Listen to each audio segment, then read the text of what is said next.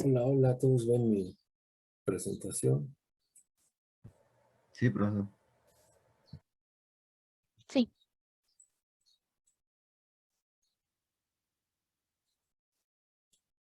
Entonces estábamos recordando por qué es que no vemos todos los picos esperados, ¿verdad? Y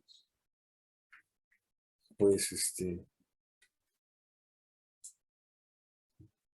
ah, la intensidad entonces de los rayos X dispersados, decíamos, depende cómo dispersa un cristal en su conjunto. Y está compuesto este conjunto por el factor de polarización que depende de los electrones en la muestra, en el cristal, de los átomos individuales y de la celda unitaria. Cada uno de estos pues tiene el nombre de factor de polarización, factor de dispersión atómica y factor de estructura. Si analizamos cada uno de estos, vamos a darnos cuenta por qué pues, vemos unos picos y por qué no vemos otros. Y que qué picos vemos depende de la celda unitaria. Si es FCC, vemos unos. Si es BCC, vemos otros. Si es tetragonal, vemos otros, ¿ya? Y si tiene un tipo de átomos, vemos un tipo de difracción, ¿verdad? Los electrones, el factor de polarización, pues todos los elementos tienen factores de polarización específicos, ¿verdad? ¿Estamos de acuerdo hasta aquí? Sí. Entonces, ¿qué pasa cuando hay dispersión de rayos X por un electrón? Cuando llegan los rayos X hacen que los electrones oscilen y se generen haces dispersados en todas direcciones. Pero solamente vamos a ver aquellos que se dispersan de manera coherente, ¿verdad? Como lo expresamos acá en la ley de Bragg, coherente y con una relación de fase. ¿Qué quiere decir eso? Que van en fase y que al recorrer diferentes estructuras no se hace esto, ¿verdad? Estos no son los de dispersión, estos son los que van en fase, ¿verdad? Se generan en todas direcciones, pero los únicos que generan una intensidad son los coherentes que no pierden energía y además van en fase. En este punto, cuando la dispersión es coherente y en fase, le llamamos difracción. Entonces, esta parte, la dispersión por un electrón, solo genera haces difractados cuando van coherente y en fase. Se polariza en la dirección en una dirección específica, ¿no? Este es el mecanismo. ¿Alguna pregunta hasta aquí?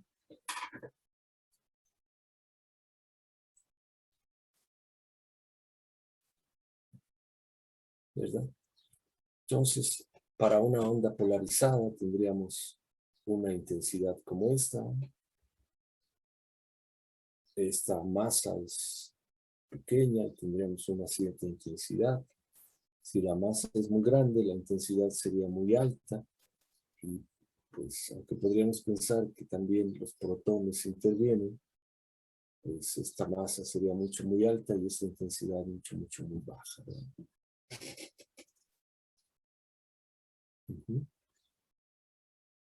Perdón, perdón.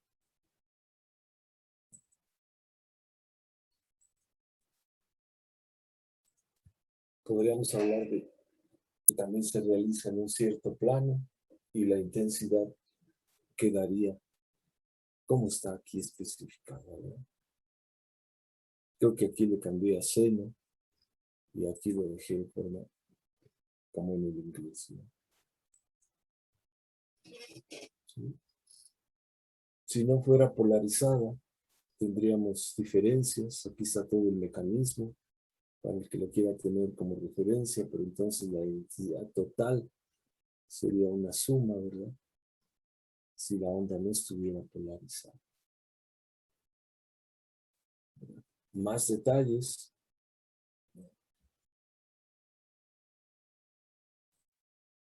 que vienen al caso solo para entender la intensidad cuantitativamente, no de manera cualitativa como lo queremos hacer en este momento, ¿verdad? Entonces P, el punto de dispersión, podría estar en cualquier lugar en el espacio. Cuando existe dispersión de Bragg, la onda incidente va a ser esta. El plano de dispersión va a ser, como lo vimos anteriormente, y el plano de dispersión iría hacia algún punto en el espacio. Aquí todo es coplanar, ¿verdad?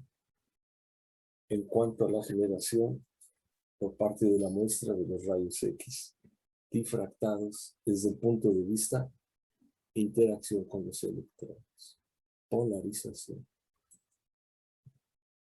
Si no es polarizada, el caso es un poco más complicado. Lo pongo aquí para que todo esté completo, si a alguno le interesa, ¿verdad?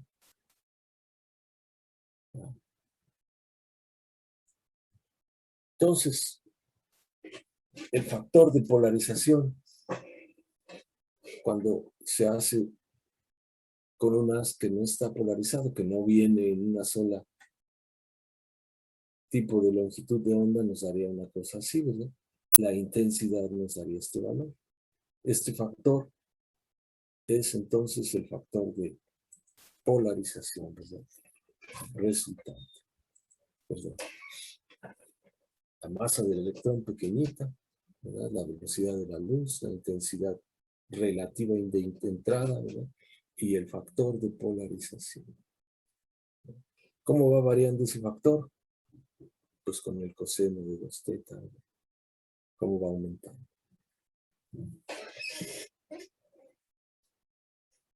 Hasta aquí entonces el primer efecto, ¿verdad?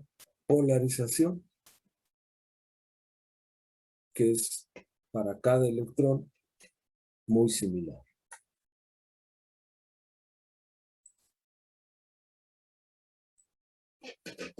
Luego vemos a un átomo.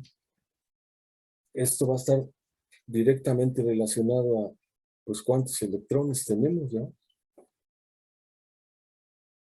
Porque va a haber una diferencia en trayectoria que ocurre por la dispersión para cada electrón.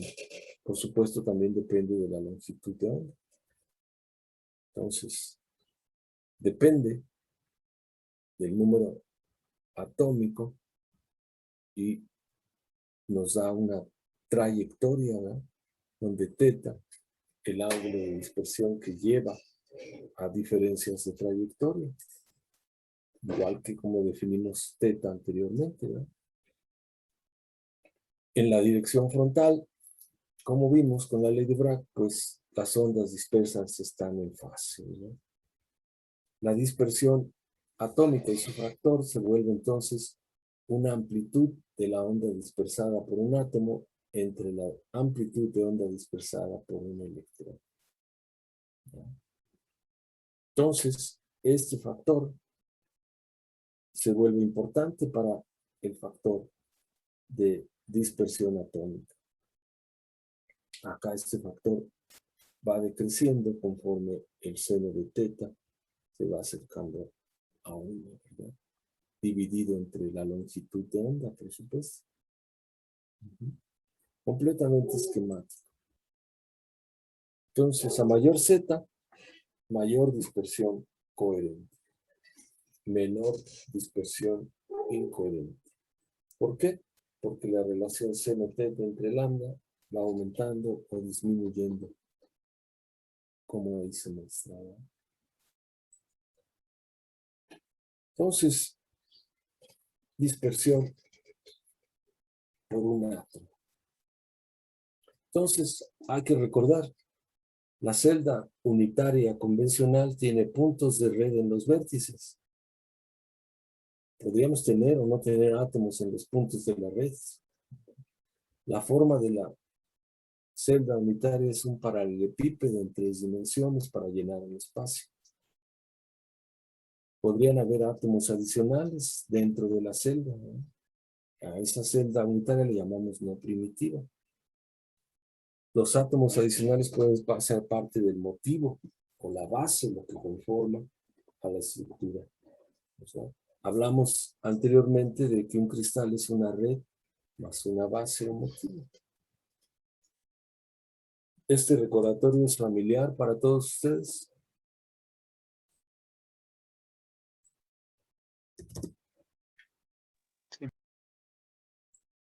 Sí. Muy bien, entonces vamos al último punto. Dispersión por una celda unitaria. Como decíamos, puede haber átomos en las esquinas o dentro, ¿verdad? Vamos a buscar cuando hay dispersión coherente. ¿Qué quiere decir eso? Que no pierda energía. La celda unitaria representa toda la estructura cristalina. Es la repetición de esta celda unitaria la que conforma toda la estructura cristalina de un material.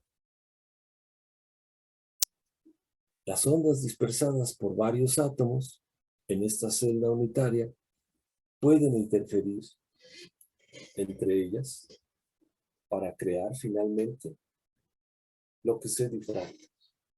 Eso que se difracta le llamamos patrón de difracción, ¿no?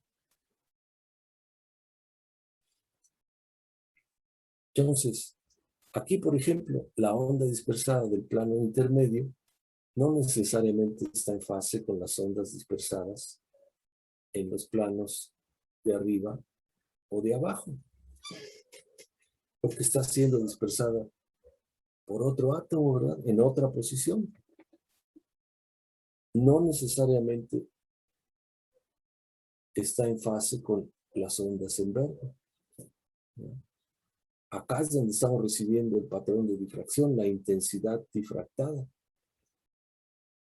¿Se acuerda que el difractómetro tiene un detector que se va moviendo? Lo vimos en los videos, ¿verdad? Si esta onda interfiere la roja con las verdes, podría en un momento dado, para algún plano, la dispersión coherente y en fase interferirse, ¿verdad? Entre la verde y la roja.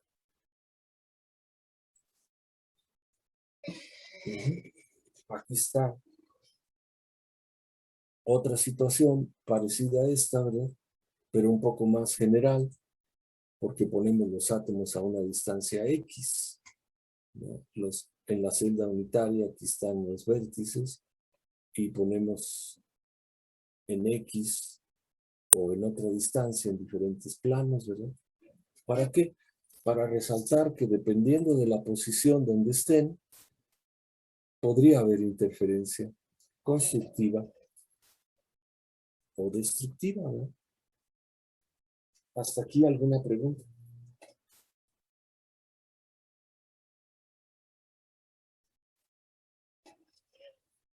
No. No, todo bien. No, profe.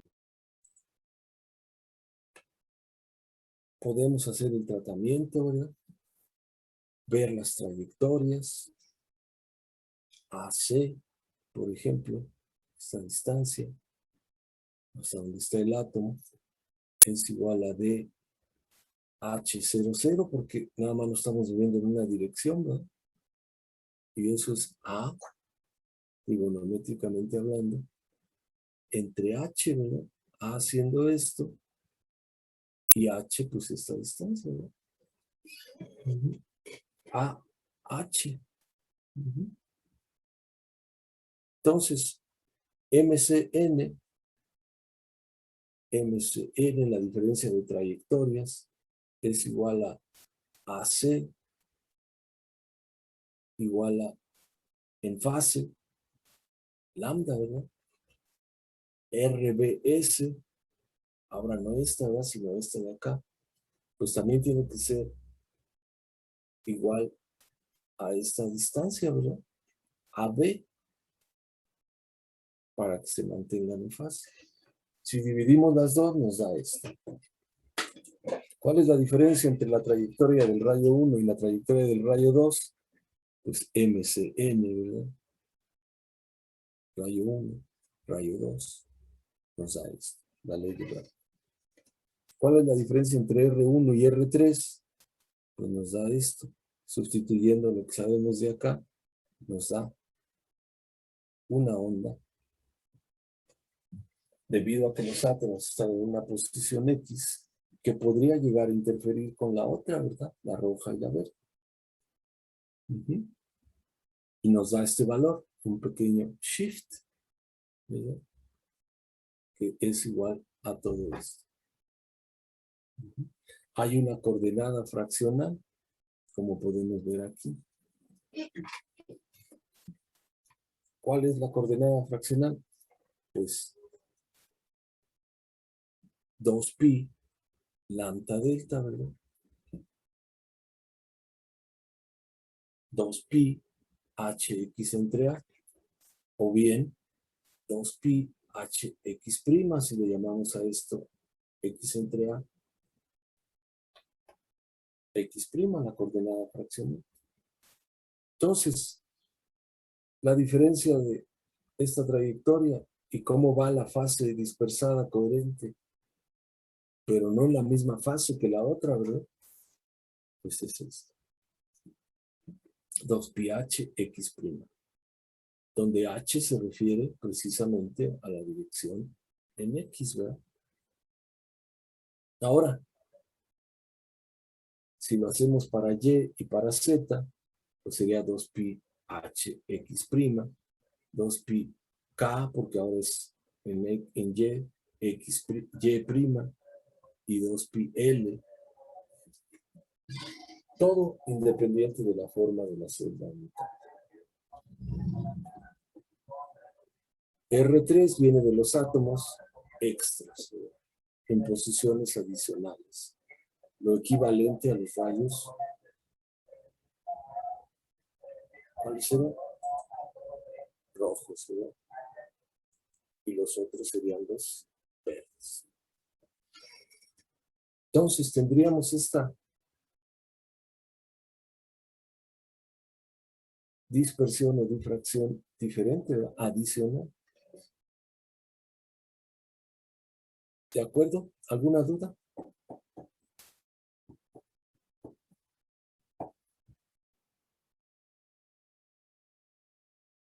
Hola, hola. ¿Estamos aquí?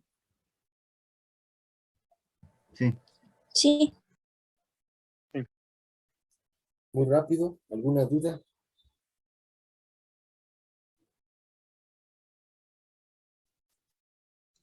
No, profe, por ahora no. Es que sí está un poco confuso ver los cálculos así, pero creo que sí lo voy siguiendo. Todo va bien. Entonces esto, pues es el característico de la onda, ¿verdad? Las amplitudes.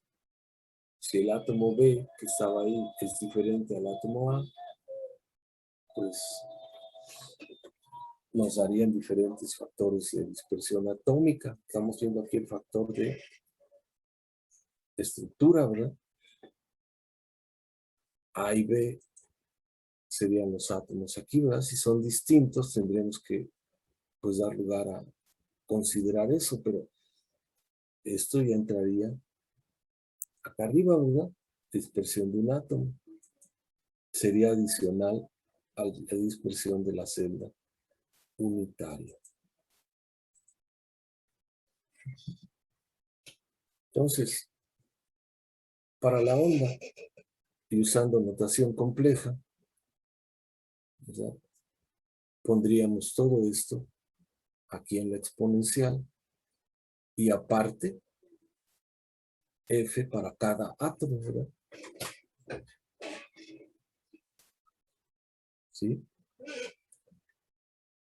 Aquí yo hice un error, a ver si lo puedo corregir, pero en lugar de E debería decir F, ¿verdad? No E. Y, pues lo corregí otra vez, pero en lugar de E debería de ser F, el factor de estructura, cómo está dispersando la onda, la estructura en su conjunto, como acá lo vemos, ¿verdad? La suma, la onda es una, la podemos usar en notación compleja, los senos, los cosenos también. Aquí está en notación en números complejos. F introduce el valor del factor de dispersión atómica en lugar del preexponencial para poder considerar si los átomos son los mismos o son diferentes, ¿verdad? Entonces, este factor de dispersión de la celda es el factor de estructura. Depende de la posición de los átomos, como ustedes pueden ver. Aquí involucramos la posición con X, con el espaciamiento, ¿verdad? En el plano donde están, ¿verdad? Y de los factores de dispersión atómica. El factor de estructura es la amplitud de la onda dispersada por todos los átomos de la celda unitaria, ¿verdad? Tomando como referencia la amplitud de la onda dispersada por un electrón. Entonces, la intensidad es directamente proporcional a la amplitud, ¿verdad? Pero acá lo que estamos viendo es la amplitud al cuadrado, que es una definición típica, ¿verdad? La intensidad es proporcional a la amplitud al cuadrado. Entonces, la intensidad del pico es directamente proporcional al cuadrado de la amplitud. Y para poder tener toda, pues tenemos que hacer la suma de todos los diferentes átomos que están dispersando y difractando, ¿verdad? Para n átomos en la celda unitaria, tenemos que considerar su factor de dispersión atómica y las posiciones de cada átomo. Chistoso, pero el factor de estructura finalmente es independiente de la forma y tamaño de la celda unitaria. Hasta cierto punto, ¿verdad? Porque también involucramos posiciones aquí, ¿verdad? Si en un momento dado la celda unitaria se deforma, pues también los planos en ella se deforman, las posiciones cambian y cambia el factor de estructura. Entonces, este es el resultado para n átomos en la celda unitaria. La suma del factor atómico multiplicado por la exponencial. ¿Qué estamos viendo aquí? Simplemente la ecuación de la onda. Y elevándolo al cuadrado nos da la intensidad de la amplitud, ¿verdad? Al cuadrado.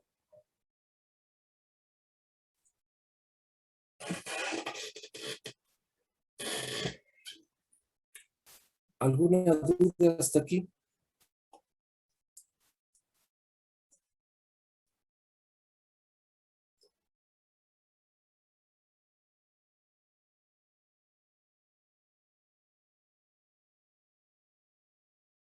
Por ahora no, profe. Creo que no.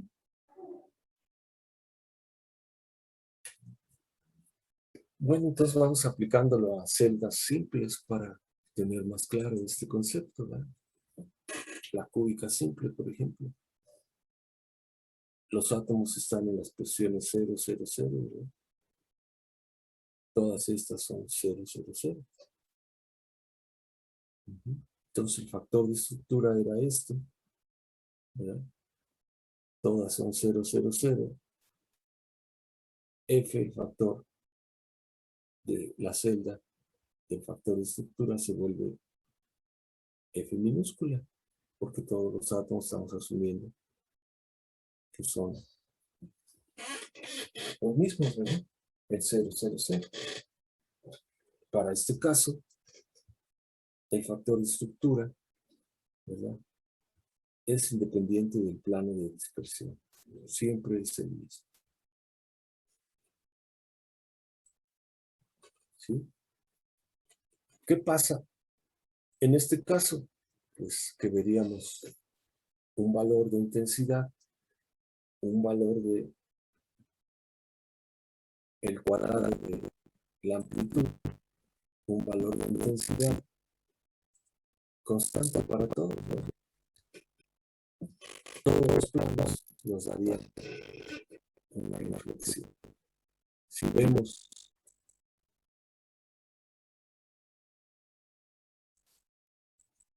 para cúbico simple, ¿cuáles vemos? Pues todos, ¿verdad? No hay ningún problema en que se vean todos. ¿Por qué? Porque el factor de estructura se reduce a esto, y la amplitud al cuadrado hacia la intensidad de los picos siempre es única, siempre existe. ¿De acuerdo?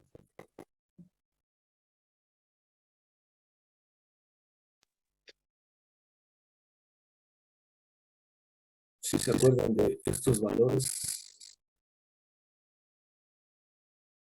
¿cuánto vale E a la N y pi?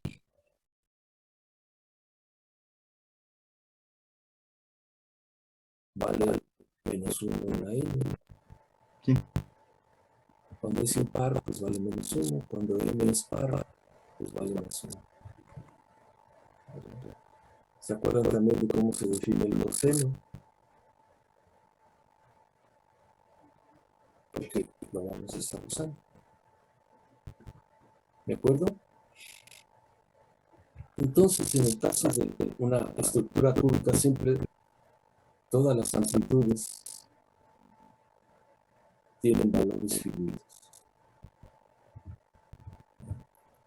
Ya tenemos aquí nuestra ecuación para el factor de estructura y en ese caso, todas nos dan esto.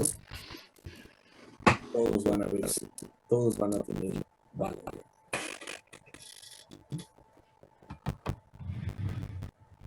Perdón, eso ya me adelanté, aquí todos van a tener valor. ¿Qué pasa en una estructura diferente como esta ortorrómbica centrada en estas caras, ¿verdad?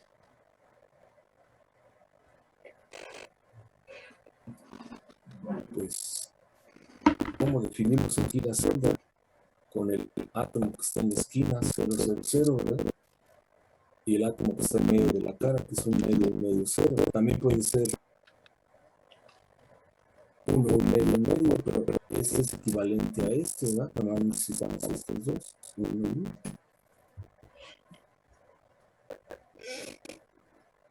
Sustituimos 0, en la fórmula, haciendo la sumatoria indicada. Ponemos un medio acá en la fórmula y nos queda todo esto, ¿verdad?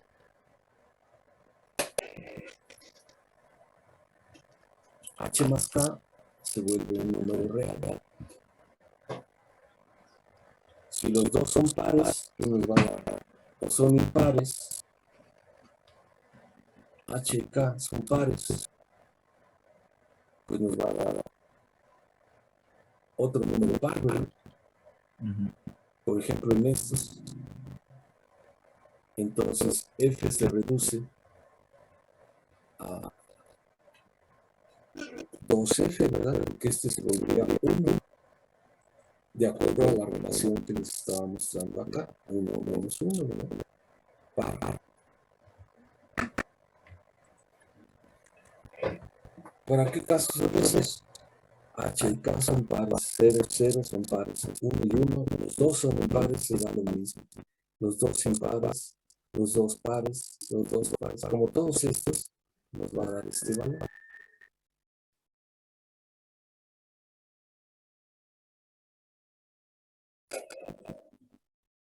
¿Cierto o falso?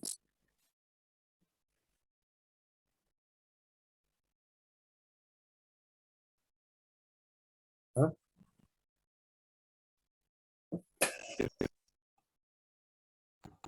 ¿Sí se nota? Sí. Si mezclamos pares e impares, va a cambiar el valor aquí con menos 1. Para unos los pares va a ser más 1, para otros va a ser menos 1. Si mezclamos pares e impares, esto nos va a dar impar y nos va a dar 1 menos 1, 0.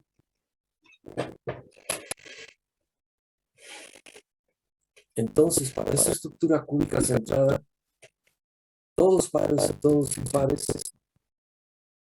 el factor de estructura no se vuelve 0, el pico se va a ver. Cuando se mezclan pares e impares, el factor de estructura se vuelve 0 y todos estos picos no se ven.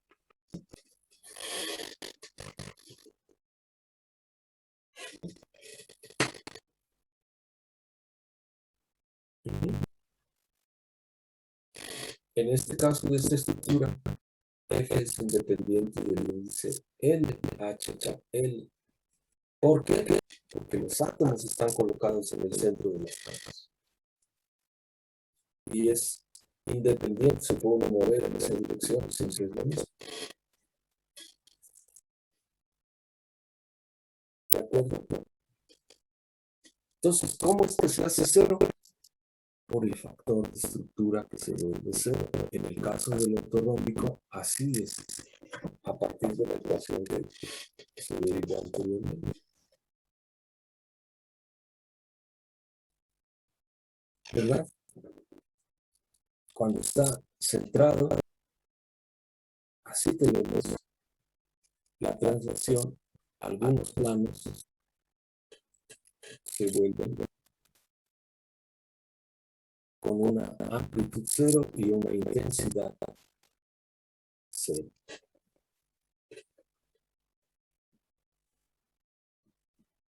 ¿Alguna duda?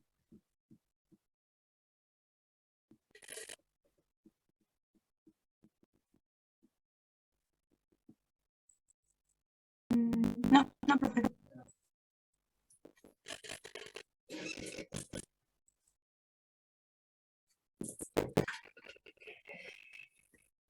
Entonces, aquí tenemos la estructura simple ortorrómbica. Tendríamos pues que todos los planos azules se están dispersando de manera coherente, ¿verdad? Se verían rojos. Aquí tenemos el otro caso, rojos y azules. Si en la normal, la ortorrómbica, simple, ¿verdad?, no había interferencia destructiva, acá con los ortorrómbicos centrados en las caras, los planos rojos dispersan fuera de fase con respecto a los planos azules. Y en este caso de los planos 2, 1, 1, pues los azules y los rojos interfieren entre ellos y la reflexión en el pico se extiende. H más K es impar y por lo tanto no está. ¿Cuál es la regla? Si se mezclan pares e impares en esta estructura, no va a haber dispersión coherente y constructiva. Estos picos no van a aparecer en el patrón de difracción de rayos X y estos otros sí. ¿Por qué? Por el diferente factor. Por el factor de estructura específico.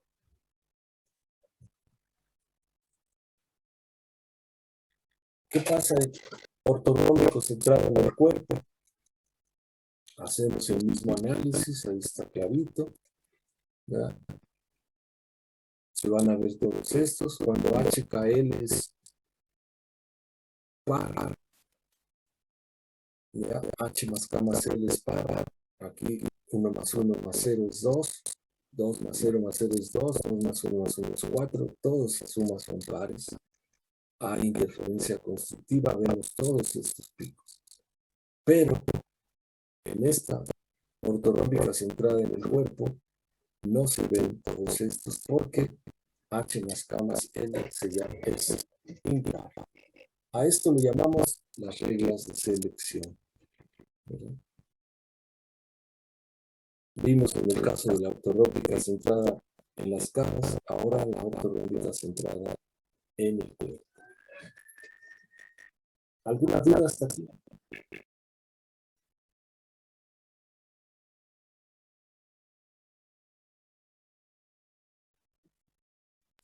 No. Profesor. Yo no entiendo muy bien. Si fuera, por ejemplo, cúbica centrada en las caras. Bueno, pues es otro caso que vamos a analizar ahorita, ¿no? Sí, que Pero lo que estoy haciendo es hacer varias para que vean que no es nada más de los cúbicos, ¿verdad? Esta es ortorrómbica y se aplica igual, ¿verdad? Ahora es cúbica centrada en las caras. ya. Sí, es que mi duda era que, por ejemplo, nada más estábamos usando para el factor de estructura 2 átomos, pero sí, bueno, ya veo que sí se utilizan más cuando ya Para cada estructura se puede hacer igual, ¿no? Ahora lo vamos a hacer para esta. ¿Dónde están los átomos en la cúbica centrada en las caras? Pues en las caras y en las esquinas. Las esquinas son 0, 0, 0. Y las caras son 1 medio, 1 medio, 0. 1 medio, 0, 1 medio. Y la otra cara es 0, 1 medio, 1 medio. Entonces aquí, en lugar de tener 2 factores como anteriormente, aquí tenemos 4 porque las caras pues, son 3 y las esquinas el cuarto. Esta es la esquina, esta es para cada cara. ¿Cierto? ¿Cuánto vale H? 1 medio. ¿Cuánto vale K? 1 medio. ¿Cuánto vale K? 1 medio. ¿Cuánto vale L? 0. Empezamos a hacer todos los valores y si no se mezclan, si todos son pares o todos son nones, el factor de amplitud y la intensidad son finitas. En un caso 4F, en otro caso 16 al cuadrado. La amplitud es directamente proporcional. La amplitud al cuadrado es directamente proporcional a la intensidad, ¿no? Entonces, ¿cuál es la regla? La regla de selección. Que todos sean pares o que todos sean nones, que no se mezclen. En cuanto se mezclan, estos se vuelven 1 menos 1 y todo esto se vuelve 0.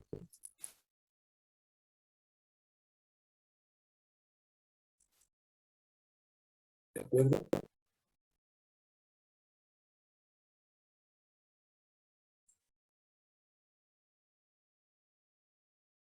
¿Hay alguna duda?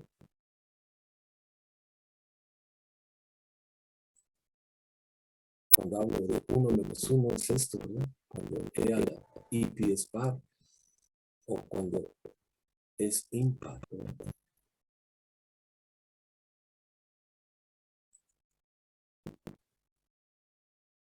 Entonces, en la cúbica central en el cuerpo, todos pares o todos nones y la interferencia es constructiva entre los átomos en las esquinas y los átomos en las caras. El factor de estructura es finito. Pero si están mezclados, el factor de estructura es 0 y el pico no se ve, no hay reflexión.